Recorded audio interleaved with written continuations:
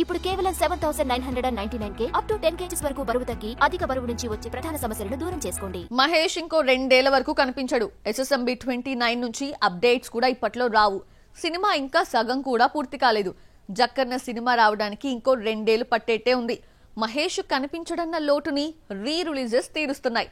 నవంబర్లో రానున్న మహేష్ మూవీ ఏంటో చూద్దామా? 2026 సంక్రాంతి వస్తే మహేష్ లాస్ట్ మూవీ గుంటూరు కారం వచ్చి 2 ఏళ్లవుతుంది. రాజమౌళి సినిమా ఎప్పుడొస్తుందో ఆయన కూడా చెప్పలేడు. బాహుబలి ది ఎపిక్ రిలీజ్ సందర్భంగా ఇంటర్వ్యూలో నెక్స్ట్ మూవీ ఎప్పుడో చెప్పమంటే మాట దాటేశాడు. ఇంకో 2 ఏళ్ల పాటు మహేష్ ఫ్యాన్స్ కు రిలీజే దిక్కుగా మారింది.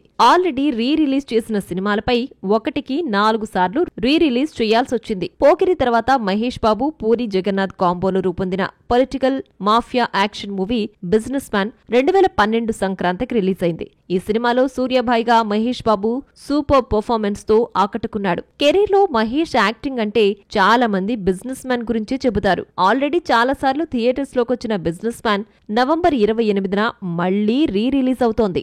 రిలీజ్ లో పవన్ తర్వాత ఎక్కువ కలెక్షన్స్ రాబడుతున్నాడు మహేష్. ఆల్రెడీ పోకిరి ఒక్కడుకు భారీ కలెక్షన్స్ రాగా రిలీజ్ అంటే మహేష్ సినిమాలు రికార్డులు క్రియేట్ చేయడం కొంతకాలంగా జరుగుతోంది. సూపర్ స్టార్ నెలకో మూవీతో కనిపించడంతో ఫ్యాన్స్ కూడా లైట్ గా తీసుకున్నారు. అతడు రిలీజ్ పై నిర్మాతలు చాలా ఆశలు పెట్టుకున్న 4.55 కోట్లతో 5వ ప్లేస్ లో నిలిచింది. మేకర్స్ ఫ్యాన్స్ ఎక్స్పెక్టేషన్స్ కు ఏమాత్రం రీచ్ కాలేకపోయింది. మరి బిజినెస్ మ్యాన్ ను చూసి ఆదరిస్తారో లేదో చూడాలి మరి.